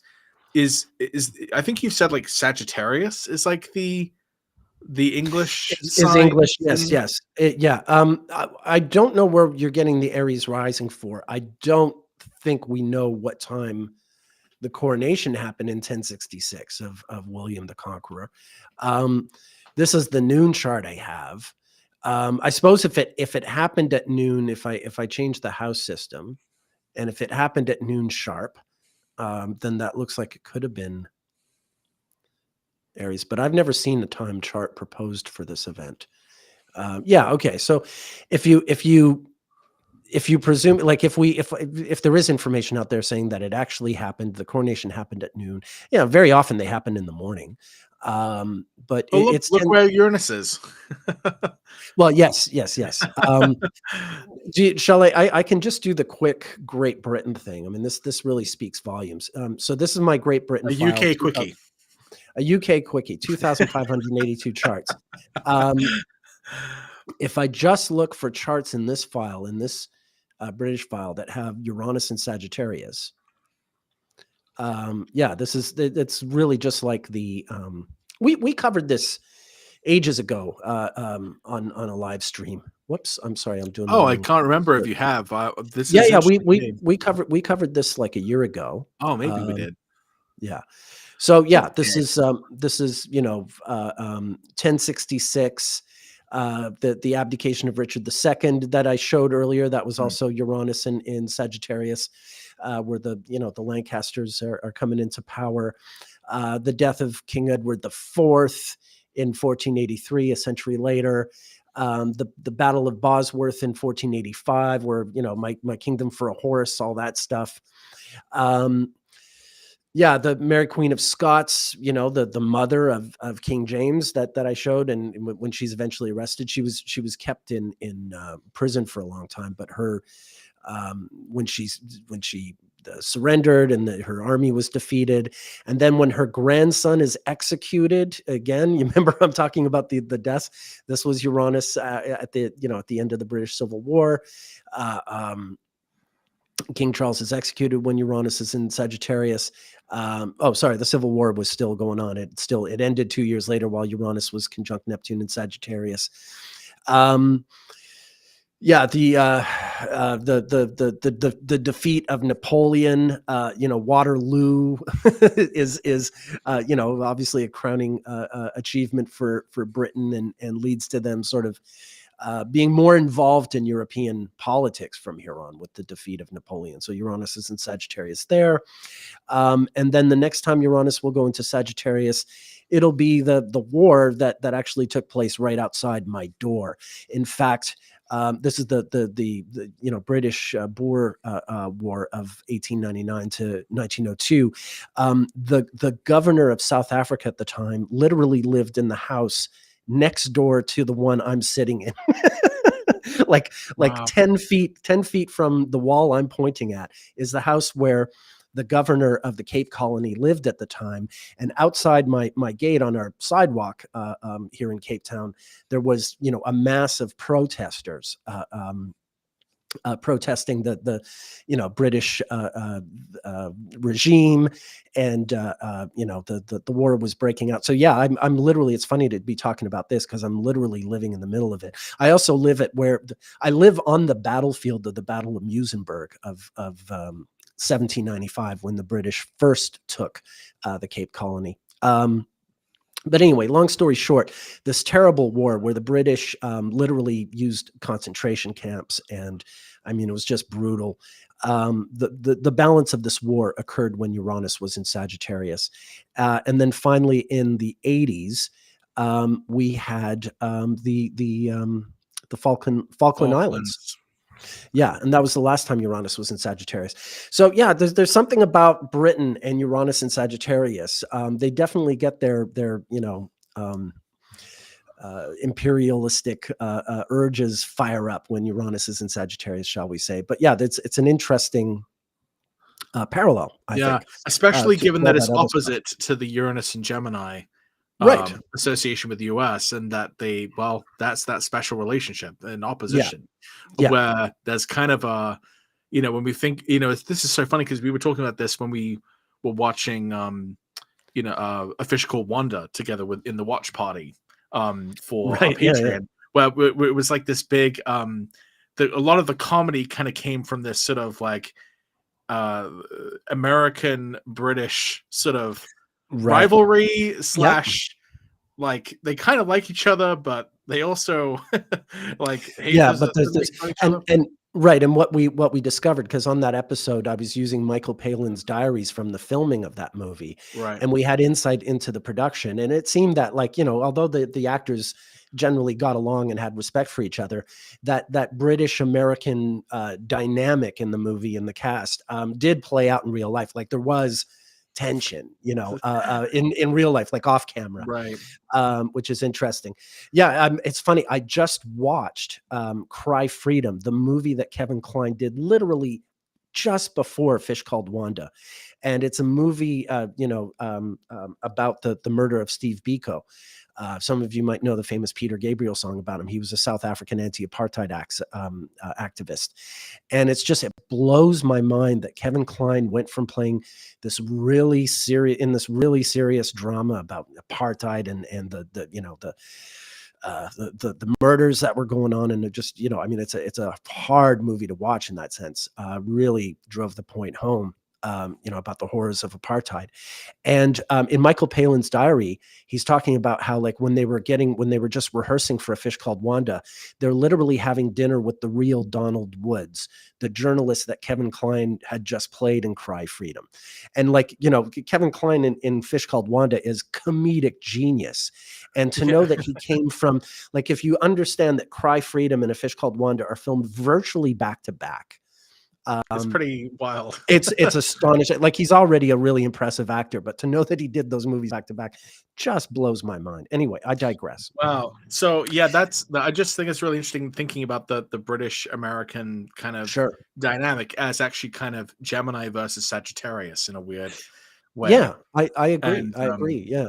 Yeah. It's an interesting, relationship. Christopher Hitchens wrote a really good book about it. I know he's not held in the greatest esteem by 21st century folk, but he was a hell of a good writer back in the 20th century before the Second Iraq War. Yeah, before he became a neocon. Yeah, he did, and that's Yeah. really unfortunate. But he was a fantastic writer. There's a great moment during the first Gulf War. He was anti-Iraq war in the first Gulf War in 91. And there's a great clip of Hitchens arguing with Charlton Heston. And he says to Heston, can you tell me what countries border Kuwait? Just like, do you know the faintest thing about this geographical area? And of course, Heston blows it. So it's pretty funny. Speaking of Charlton Heston. Oh, yeah, we're back at the NRA. Yeah, he's an NRA guy, and he was born with Mars in Virgo as his ascendant ruler. Looks like it's opposite Uranus rather than conjunct Saturn, but he is in the next sign. Eventually, he would have had a Mars-Saturn conjunction by progression, but I have no idea if that coincided with his sort of turn. Yeah, he's another one who, like in the 60s, he's marching with Martin Luther King. And then, by the end of the century, he's, you can pry this gun from my cold dead hands guy, Well, it's funny too, because he's actually one of the ways that I understand having the ruler of the ascendant be the contrary to Sect Malefic in the 11th, if you want to bring up let me bring him up so we can look at it, because he's an example of someone who individuated themselves through the way that they had divisions amongst allies, which seems like a really tortured sentence at first, but his life kind of bears that out, that he, one of the things that does kind of distinguish him is the fact that he was previously allied with one group of people and then kind of severed those connections to those groups in order to become this sort of new version of himself, which was kind of martial in some senses. Sort of the fact that he is Scorpio rising with Mars in Virgo, contrary to Sex, sort of shows, he would have this eventual shift towards breaking his ties with his friends and individuating himself as a kind of with another group, new allies that are oriented around Mars, weapons. Let's look at his secondary progressions. So I forget when he died. I can look it up in a minute, but I mean, it's obviously it happened years before. Looks like it's going back to the 80s. Wow. So this is interesting because he would have had progressed Mars conjunct progressed Saturn in Libra at the same time in 1982 that Saturn and Mars were co-present in Libra. Okay, so it looks like in early 82. Okay, it looks like he became the NRA president in 1998 during a Saturn in Aries period, interestingly enough. Which is one of these hot zones about gun control. Exactly. Because he was, I mean, that's what I remember is his place in the whole Columbine thing. Exactly. He was the head of the NRA during Columbine, with Mars and Saturn straddling his ascendant descendant axis. How about that? Oh God. Yeah. So yeah. All right. So he joined, but he became the NRA head in 1998. Okay. So that means that Mars, by progression, then it's almost like it would have been close to his ascendant or something in this general time frame. Obviously, it's not like a switch went on. I mean, maybe it was a switch. I don't really know the exact history of how Charlton Heston kind of broke right wing. Right. But yeah, I do want to study him. I mean, I'm a fan of some of his movies. Touch of Evil with Orson Welles, fantastic. Things like the Planet of the Apes and what's the one? Yeah, I like Soylent Green. Soylent Green. Those are sort of guilty pleasures of mine. The interesting thing about Columbine, of course, this was the Mars retrograde in Scorpio. right. And even though Charles Heston lived to be quite old, he only would have lived through maybe 3 or 4 Mars retrogrades in Scorpio. There's this one in 99. There's the one in 1984. There's one in 1967, which might be around the time that like Planet of the Apes came out in 68. So he might have been filming it around this time. I'd like to look into that. 1952. So I'd like to look into that. I think in my movie library, I've got a movie he made in 1952. I should look into that. I haven't seen it. And then in 1937, there was a Mars retrograde that went from Sagittarius to Scorpio. So he would have lived through a few of them. And if we did a study of his life and his astrology, it would be interesting to track those.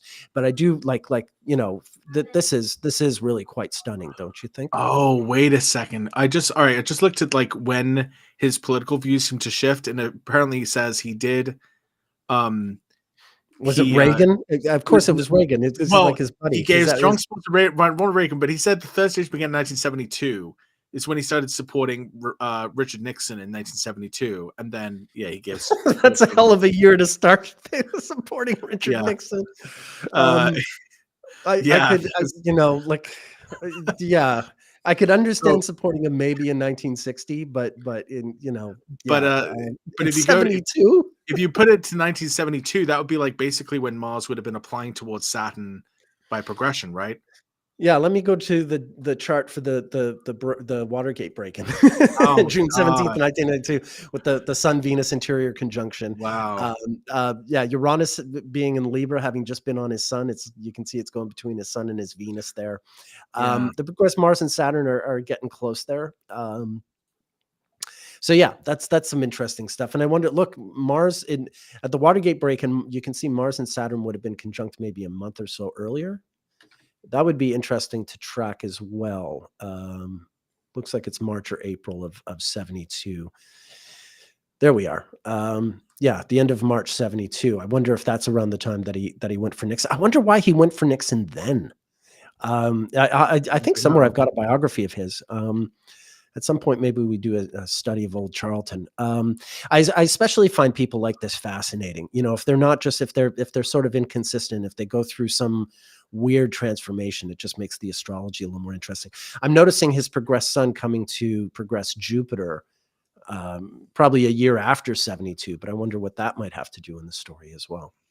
Right. This is interesting how much this reminds me of Napoleon's chart too, right? Wasn't he Jupiter and Scorpio rising with Mars and Virgo in the 11th? Right. And that was another person whose literally allies suffered. Yeah, and someone who switched allegiances quite formidably. Quite dramatically. And of course, he was an artillery guy. I mean, Napoleon's whole means to rise to power was about the fact that he was an artillery officer. He was good at math, so at military school they put him in this specialized artillery division. So then Charlton Heston, that's how he makes his mark. Right. That's how he makes his mark. Crazy. Wow. We're going really, all really over the place. This is the kind of fun we have on the astrology live stream. This is the advantage to not having a script, is we just talk off the top of our heads and we go into all these interesting directions and there's no plan. Patrick and I met for like 2 minutes on Wednesday or Thursday, and we said, okay, we're doing Mars-Saturn, right? Yeah, Mars-Saturn. Mars-Saturn. I'll see you Sunday. All right, cool. And that was our meeting. That's all the preparation we did together on this. And then, he and I just sort of figured out what we want to talk about. And this is where we've landed. So pretty darn interesting. Was there something, I feel like we were going to go somewhere else before we I was just going to look at the comments for a second, because we have some great comments here. Hannah T on YouTube said, Nick Dagan best for president, Patrick Watson for prime minister. Of what would be my What? question.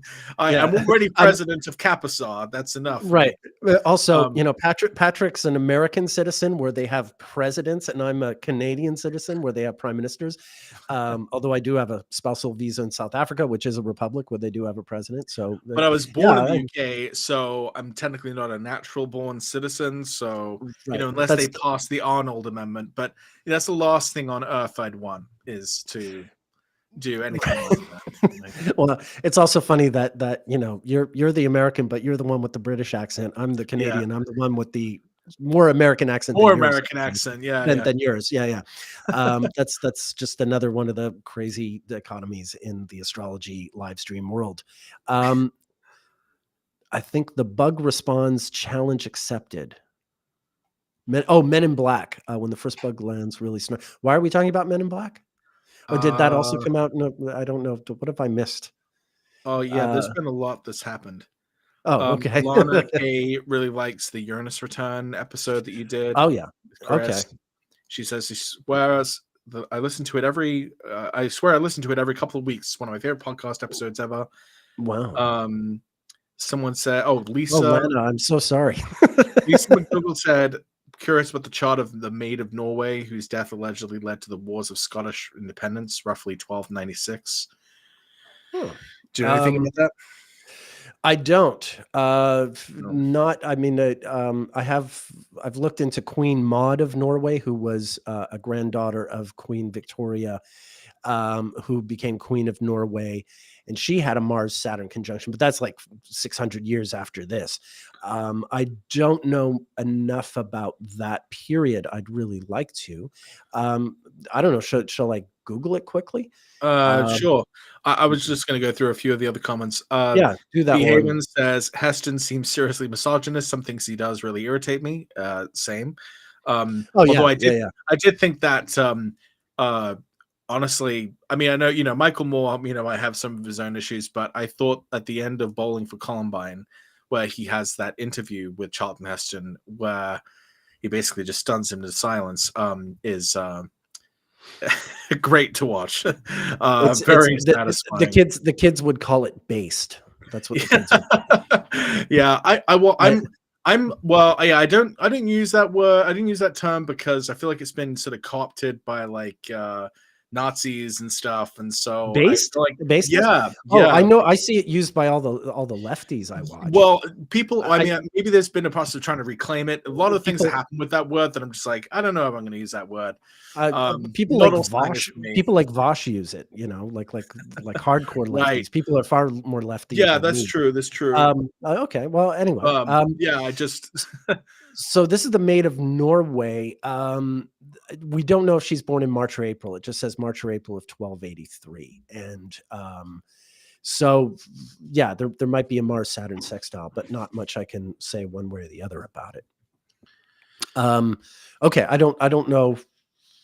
Okay, that's an interesting transit, but I'm not sure where what was the question about that? just Yeah, roughly 1296. That's the problem with studying history from that time. If I don't have any solid dates, then we're just kind of swimming in a sea and we don't know what we're doing. Yeah, it's very hard. Okay. I mean, thank you, Lisa, but that's going to be a bit too much to kind of look for. Lana K, the Uranus return that you and Chris did, I swear. Oh, that's the same remark. Okay. Lana says, I love these. The highest point of my social life. It's all downhill from here. Well, that's actually part of the reason why part of the, if you're part of the Patreon, you can join us for like the private live stream, and you can even join us for our movie nights. So if you don't have a social life and you like to discuss astrology and hang out with astrologers, that's a good option because we get to like hang out and watch a movie and talk about the movie's astrological themes afterwards. So check out our Patreon if you don't have a social life and like astrology. No, it's really good. I'm enjoying it so much more than I even thought I would, and I think it's worked out so nicely. Whether we're doing Fish Called Wanda or we did Bruce Lee last time, really great astrology that we get into with those movie nights. So it's worth joining us and hanging out and the movie nights are not like the live stream. It's not just Patrick and I talking. We're all together in a room. We're chatting and you can ask us whatever you like, or talk about your own astrology research if you have some. It's a conversation. All right. Rhonda Wim says on YouTube, during Mars-Saturn conjunctions in Aquarius, I had oral surgery that went horribly wrong. That makes me think of the Mars-Saturn conjunction I had in Aquarius in my 7th house in early 2022. That was actually a time when my wife Beth needed to go to the hospital. And that ended up being she got better, she's fine, but like I remember that Mars-Saturn conjunction happened right on my descendant, and I was like, I wonder what's going to happen. I was thinking it was going to be, sorry, my phone keeps going off. I don't even use WhatsApp, so I don't even know why anyone's using that. Anyway, so yeah, I was afraid of what that Mars-Saturn conjunction would mean, given that it was happening my 7th. But yeah, it did end up being kind of a tense or uncertain or fearful time, surrounding. It wasn't like a fight or something, or like an argument, but it was like something we both had to kind of face together, as she had these sort of health challenges at that time. Do you have any like personal Mars-Saturn anecdotes? Well, I just wanted to show, I went back to my Charlton Heston file. I was thinking out loud earlier, but I actually found something. I thought I would share this because I'd forgotten I had this chart. Charlton Heston, I actually have the dates for the filming of Planet of the Apes. And yes, I'm kind of on, this is the filming began in May and it ended in August. And this is the Mars retrograde in Libra, but it started in early Scorpio. And then it retrograded into Libra where it's opposite Saturn. And these are the transits of get your dirty hands off me, you damn ape, and all that stuff. you fools, or whatever it is he says. And the node's right on his ascendant. So yeah, Charlton, the astrology chart that keeps on giving. I really love doing the astrology of cinema. I do have this file on him. I'd forgotten. Funny, I don't have Columbine in there. I should definitely put Columbine in there. I just have some of his movies, Touch of Evil, 10 Commandments, that kind of thing. Someone named John Streaker just said on YouTube that I have a based ringer. You have a based ringer. Yeah. The ringer on my phone is. All right. Thank you, John. Thank you, John. Yeah, that's a cool guy right there. One of Rhonda says, I have Mars-Saturn conjunct in my natal chart, and I tend to be brutally honest. I mean, we should probably end this maybe with some positive things potentially this can mean. I think it can be good for people who do hard things. It's a time for making hard choices or tackling things that are difficult to do. It's not a time for sort of relaxing. It's a time for doing the things that sort of require effort and require some degree of grit and wherewithal to do. And so that's what I think it can be good for, even though it doesn't sound particularly good. I think it's often the case, like my sort of subjective experience of like Mars-Saturn aspects, especially the hard ones, is that there are often times where I feel like a great pressure, or like there's a great crunch, like a deadline that I have to reach, and that I have to kind of just squeeze a lot of activity into a very small amount of time, and really not shy away from the task at hand. It's just when I have to get something done. And so I think that's, I think they look scary ahead of time, but in retrospect, they're just these crunch points. Right.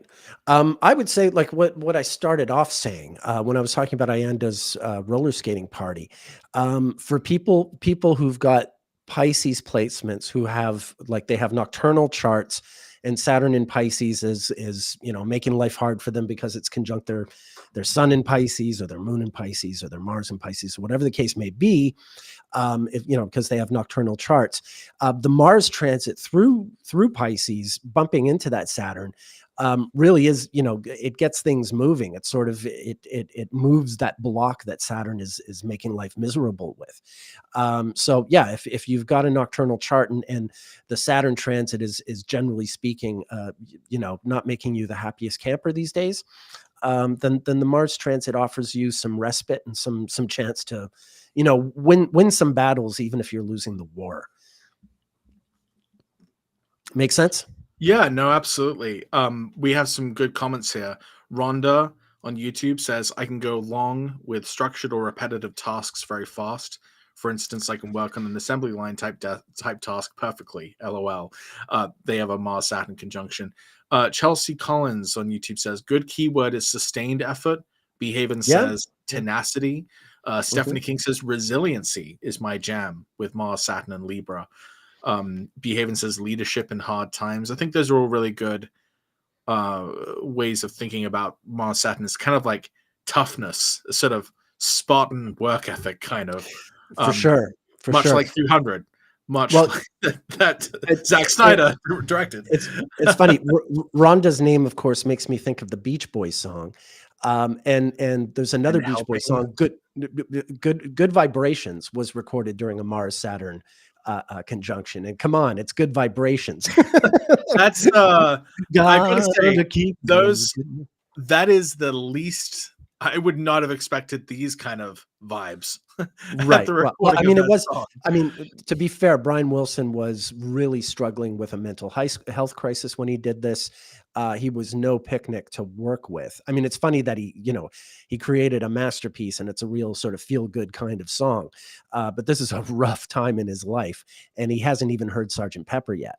It is interesting that song, Oh, if we're looking, you're saying looking Sergeant for Pepper's cricket. when his life got worse, his life got harder because of the Yeah, competition? yeah, the competition that like that literally cracked him, because at that point, like the Beatles and the Beach Boys were sort of matching each other, and then they do Sergeant Pepper, and he's like, oh man, I can't top that, and he really kind of cracked. You know what's crazy though is Paul McCartney's favorite song is God Only Knows.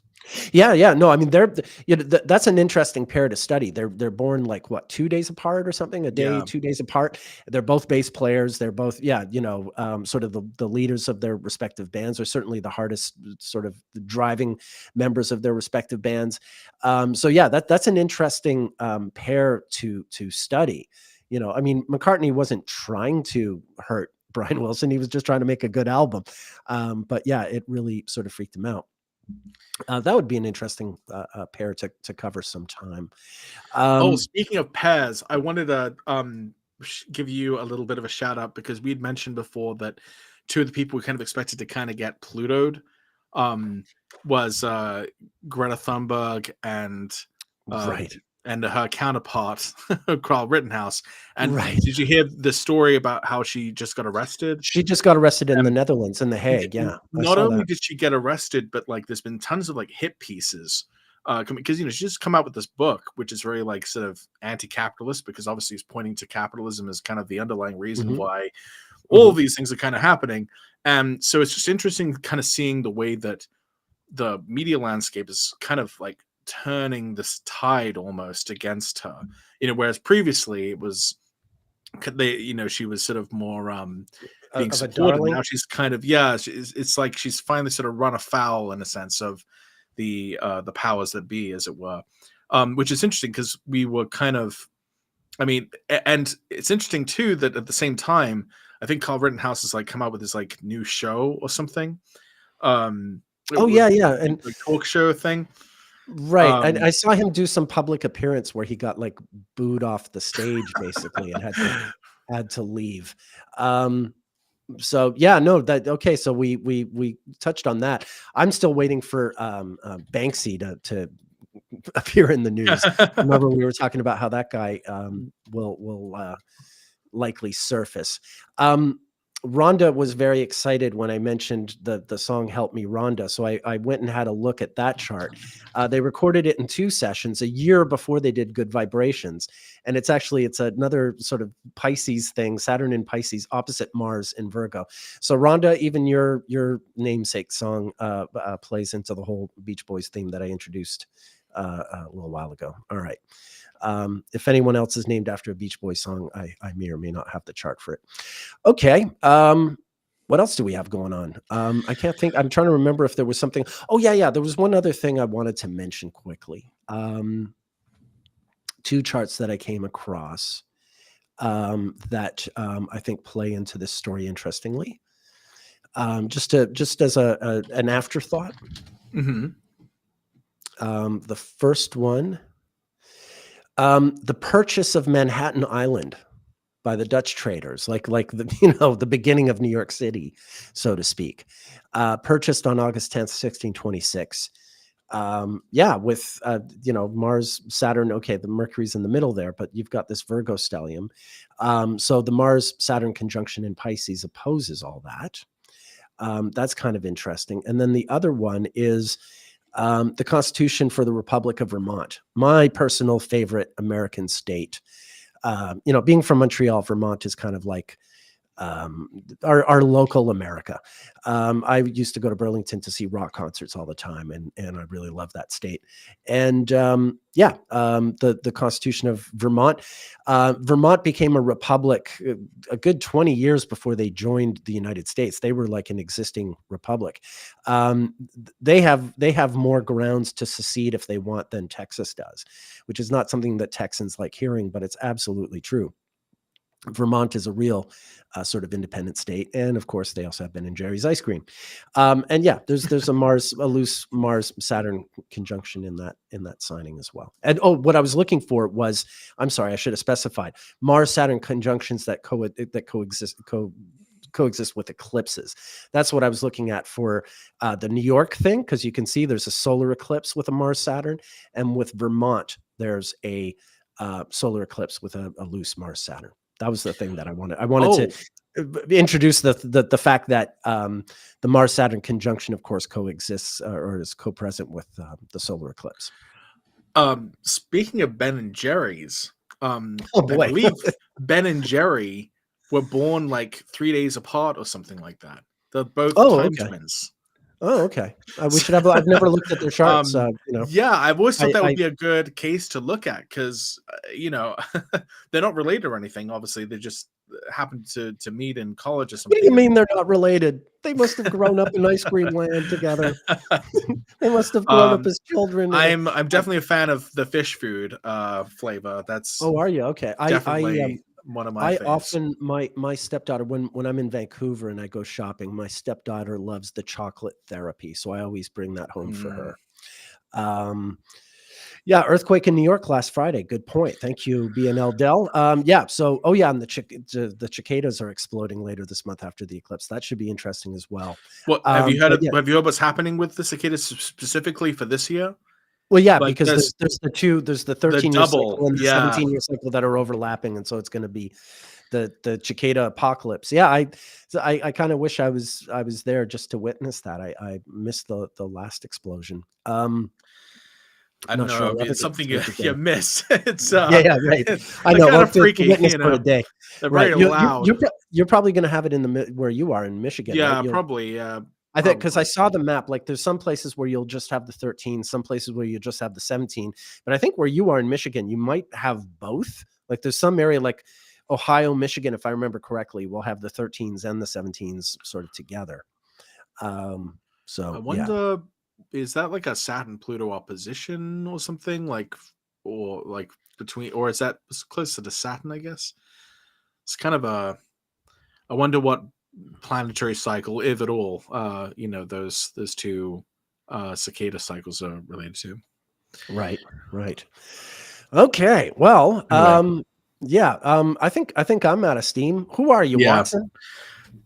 I am Patrick Watson. I'm an astrologer, and you can find information about me and my work and my services, which I'm not currently offering just right now because of my work on our super secret project, which we'll find out about soon, at patrickwatsonAstrology.com. And you can find me on most social media sites at pwatsonastro and on Patreon at Patrick Watson Astrologer. And I'm also obviously part of this Astrology Livestream Patreon as well. Fantastic. And you can find me at nickdaganbestastrologer.com. I'm still available for consultations on a limited schedule, somewhat limited, but still available. And do sign up for the Patreon. We're having a blast. The more support we get, the more time we can devote to producing the live stream. And yeah, make it slicker and all that stuff. So yeah, please do join in and enjoy our movie nights and our other events, and support the live stream if you enjoy it. And anything else? Be resilient. Be resilient. um, Enjoy yourselves. Be kind to each other. Drive carefully. survive. And yeah, pet your cats and dogs. Smile at children. If you have spare change, give it to someone who needs it. And Have situational awareness and find out where your exit points are going to be in any given place. That's good advice. I like that, situational awareness. Yeah. Okay. All right. Yeah. Be good, and we'll be back next Sunday. And do we not have a Patreon event coming up next Saturday? Is it not the Yes, second it Saturday? will Yes. be. Yeah, so we'll have our Yeah. private live stream this Yeah.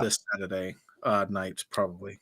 Right. So if you can't wait until Sunday to see us again, if we're just that fantastic and lovable to you, then please do become a patron, and then you can join us a day earlier on Saturday, where where it's not the movie night thing, but it's our other social get together. So yeah, please do join. It's good fun. And yeah, again, unlike the live stream, it's more of a conversational type of setup. We're all in the call together. So if you have questions for us, if you want to talk about your pet astrology interest, we're all ears, and keen to share ideas and get to know you. So yeah, please do join if you can. If you can sign up, please do. All right. Okay, B Havens, happy birthday on Friday, and happy birthday to anyone who might be having a birthday. Love our Aries friends. And all right, that's it, folks. We are done. Good night and goodbye.